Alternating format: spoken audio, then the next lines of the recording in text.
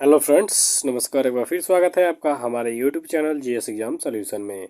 दोस्तों, आज के इस वीडियो में हम स्टैटिक जीके के क्वेश्चनों को कवर करेंगे। डेली 8 बजे हमारे साथ जुड़ सकते हैं आप रात में।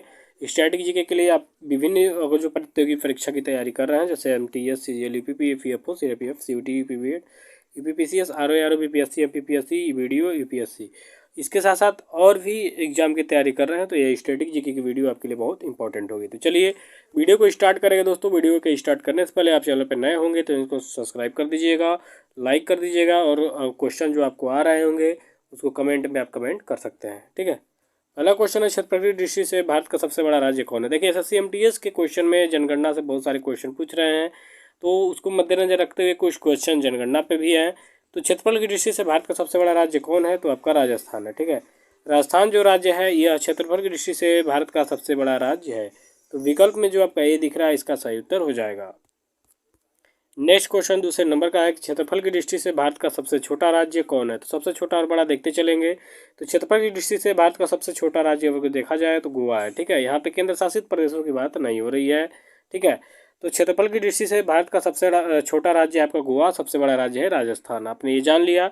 अब नेक्स्ट में देखेंगे। नेक्स्ट क्वेश्चन तीसरे नंबर का है कि क्षेत्रफल की दृष्टि से सबसे बड़ा केंद्र शासित प्रदेश जो है कौन सा है।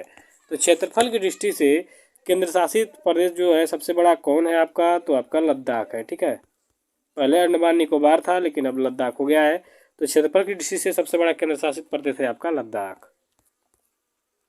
चौथे नंबर का क्वेश्चन यहाँ पे देखिए कि क्षेत्रफल की दृष्टि से सबसे छोटा केंद्र शासित प्रदेश कौन है। अभी ऊपर में आपने देखा कि सबसे बड़ा केंद्र शासित प्रदेश कौन था। यहाँ पे क्षेत्रफल की दृष्टि से बात हो रही है, जनसंख्या की दृष्टि की बात नहीं हो रही है, ध्यान दीजिएगा। तो लक्षद्वीप जो है, ठीक है, लक्षद्वीप सबसे छोटा आपका केंद्र शासित प्रदेश है। और सबसे बड़ा कौन है आपका लद्दाख, याद रखिएगा। अगले क्वेश्चन की तरफ चलेंगे। 5वें नंबर का है कि जनसंख्या की दृष्टि से भारत का सबसे बड़ा राज्य कौन है। अब देखिए, जनसंख्या की दृष्टि से यहाँ पे आ गया, तो आप लोग सभी लोग जानते हैं कि जनसंख्या को जो पूछेगा तो उत्तर प्रदेश इसका सही हो जाएगा। ठीक है। 22-23 करोड़ यहाँ की जनसंख्या है। तो विकल्प में जो आपका ये हो जाएगा, सही उत्तर हो जाएगा। उत्तर प्रदेश के वर्तमान मुख्यमंत्री आपके हैं माननीय श्री योगी आदित्यनाथ जी, और आनंदीबेन पटेल जी यहाँ की राज्यपाल हैं। ठीक है। और यहाँ की राजधानी है लखनऊ, याद रखिएगा। तो जनसंख्या की दृष्टि से भारत का सबसे बड़ा राज्य है आपका उत्तर प्रदेश। छठे नंबर के क्वेश्चन में है आपका मित्रों कि जनसंख्या की दृष्टि से सबसे छोटा राज्य आपका कौन है। तो सबसे छोटा राज्य जनसंख्या की दृष्टि से यहाँ पे देखेंगे तो आपका सिक्किम है। ठीक है। ये आपके एग्जाम में आ चुका है कई बार कि जनसंख्या की दृष्टि से सबसे छोटा राज्य कौन है, तो आपका सिक्किम है। अब अगले क्वेश्चन में है आपका 7वें नंबर में कि 2011 की जनगणना के अनुसार सर्वाधिक लिंगानुपात वाला राज्य कौन है। तो 2011 के जनगणना के अनुसार सर्वाधिक लिंगानुपात वाला राज्य है आपका केरल।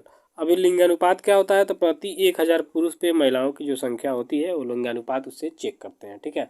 तो अब यहाँ क्वेश्चन पूछा है कि 2011 की जनगणना के अनुसार सबसे ज़्यादा लिंगानुपात किस राज्य का है, तो केरल का 1064 है यहाँ पे। ठीक है। यानी 1000 पुरुषों पे महिलाओं की संख्या 1064। तो याद रखिए, केरल उच्च शिक्षा में भी आगे है और लिंगानुपात में भी आगे है, तो याद रखिएगा।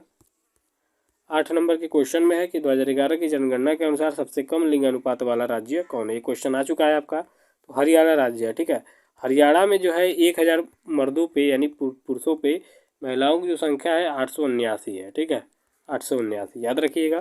तो हरियाणा इसका राइट आंसर हो जाएगा कि 2011 की जनगणना के अनुसार सबसे कम लिंगानुपात वाला राज्य है आपका हरियाणा। 9वें नंबर का क्वेश्चन है कि सर्वाधिक केंद्र शासित लिंगानुपात वाला राज्य कौन है। तो यहाँ पे सर्वाधिक केंद्र शासित लिंगानुपात वाला जो राज्य है पुदुचेरी है। ठीक है। पांडिचेरी, पुदुचेरी, यहाँ पे कई नाम से इससे बुलाते हैं, तो याद रखिएगा। अब 10 नंबर के क्वेश्चन में कि सबसे कम लिंगानुपात वाला केंद्र शासित प्रदेश कौन है। तो सबसे कम लिंगानुपात वाला, ठीक है, यहाँ सर्वाधिक लिंगानुपात वाला पूछा है, यहाँ सबसे कम। तो सबसे कम है आपका दमन और दीव। ठीक है। दमन और दीव, दमन दीव में सबसे कम लिंगानुपात है, तो याद रखिएगा विकल्प में जो आपका बी है इसका सही उत्तर हो जाएगा।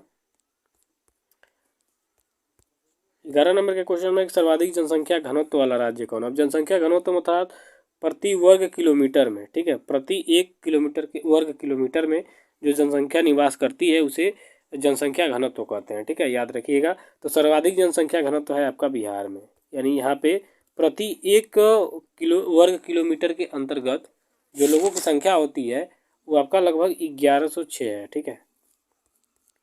तो सर्वाधिक जनसंख्या घनत्व वाला राज्य है आपका बिहार। तो विकल्प यहाँ जो सी होगा इसका राइट आंसर हो जाएगा कि 1 वर्ग किलोमीटर में यहाँ की जो जनसंख्या है उसमें 1106 लोग रहते हैं प्रति 1 वर्ग किलोमीटर के अंतर्गत। वर्ग किलोमीटर कहेंगे, चारों ओर से मतलब है।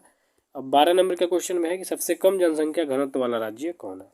तो सबसे कम घनत्व वाला राज्य, ठीक है, अरुणाचल प्रदेश। अभी बिहार को देखा आपने 1106 है और यहाँ पे अरुणाचल प्रदेश का है 17। प्रति वर्ग किलोमीटर में बस 17 लोग ही निवास करते हैं। वहीं बिहार में जो है 1106 लोग प्रति वर्ग किलोमीटर में निवास करते हैं। तो ये विकल्प जो डी होगा इसका सही उत्तर हो जाएगा कि सबसे कम जनसंख्या घनत्व वाला राज्य आपका अरुणाचल प्रदेश है, जहाँ जनसंख्या घनत्व है 17 इसका, ठीक है। 17 लोग प्रति वर्ग किलोमीटर में रहते हैं। अगला है 13 नंबर के क्वेश्चन में कि किस राज्य में सर्वाधिक शहरी जनसंख्या निवास करती है। तो किस राज्य में सर्वाधिक शहरी जनसंख्या निवास करती है दोस्तों, तो महाराष्ट्र में, ठीक है। महाराष्ट्र इसका क्या हो जाएगा, राइट आंसर हो जाएगा विकल्प ए। नेक्स्ट क्वेश्चन है आपका 14 नंबर के, सनी डेज पुस्तक के लेखक कौन है। अब सनी डेज पुस्तक के लेखक कौन है, ये पुस्तकों से संबंधित क्वेश्चन है बुक के ऑथर से। तो सुनील गावस्कर जो कि भारतीय क्रिकेटर रह चुके हैं पूर्व में, तो इनके द्वारा लिखी गई पुस्तक का नाम है सनी डेज, ठीक है। सुनील गावस्कर द्वारा ये लिखा गया है, तो विकल्प बी इसका राइट आंसर हो जाएगा। 15 नंबर के क्वेश्चन में कि डॉटर ऑफ द ईस्ट नामक पुस्तक की लेखिका कौन है। तो डॉटर ऑफ द ईस्ट जो पुस्तक है इसकी लेखिका है बेनजीर भुट्टो, ठीक है, बेनजीर भुट्टो। तो इसका जो विकल्प होगा सी सही उत्तर हो जाएगा। डॉटर ऑफ द ईस्ट नामक पुस्तक जो है बेनजीर भुट्टो ने लिखा हुआ है। 16 नंबर का क्वेश्चन है कि 2017 में प्रकाशित पुस्तक why I am a Hindu के लेखक कौन है। तो why I am a Hindu के लेखक जो हैं वो आपके शशि थरूर हैं, ठीक है। शशि थरूर एक कांग्रेसी नेता है। तो विकल्प डी इसका सही उत्तर हो जाएगा कि 2017 में प्रकाशित पुस्तक व्हाई आई एम हिंदू के लेखक हैं आपके शशि थरूर जी। 17 नंबर के क्वेश्चन में ब्राबोन स्टेडियम जो है कहाँ पर स्थित है। तो ब्राबोन स्टेडियम नाम ने अंग्रेजी लग रहा है लेकिन ये है आपके मुंबई में स्थित, ठीक है। तो ब्राबोन स्टेडियम जो है आपके ब्राबो स्टेडियम मुंबई में स्थित है। 18 नंबर के क्वेश्चन में है कि नेहरू ट्रॉफी किस खेल से संबंधित है। अब देखिए ये ट्रॉफी से संबंधित क्वेश्चन है। नेहरू जो ट्रॉफी है ये आपके फुटबॉल खेल से संबंधित है, ठीक है। और फुटबॉल खेल से बड़ा क्वेश्चन आ रहे हैं फुटबॉल से संबंधित जो आपके ट्रॉफियाँ हैं। तो याद रखिएगा नेहरू ट्रॉफी जो है फुटबॉल खेल से संबंधित है। अगला है 19 नंबर के क्वेश्चन में कि आगा खान कप जो है किस खेल से संबंधित है। तो मित्रों आगा खान जो कप है यह आपके हॉकी के खेल से संबंधित है। तो इसका जो विकल्प सी होगा इसका सही उत्तर हो जाएगा कि आगा खान कप जो है आपके हॉकी खेल से संबंधित है। चलिए 20 नंबर के क्वेश्चन को देखेंगे। 20वें नंबर के क्वेश्चन में कि बेटन कप किस खेल से संबंधित है। तो मित्रों बेटन कप की यहाँ पे बात करेंगे तो ये भी आपके हॉकी खेल से संबंधित है, ठीक है। तो इसका राइट आंसर हो जाएगा विकल्प डी। तो आज के लिए बस इतना ही मित्रों। आज के इस सीरीज में क्वेश्चन समाप्त होते हैं। अब अगले दिन 8 बजे आप हमारे साथ जुड़ सकते हैं GS exam solution YouTube channel पे।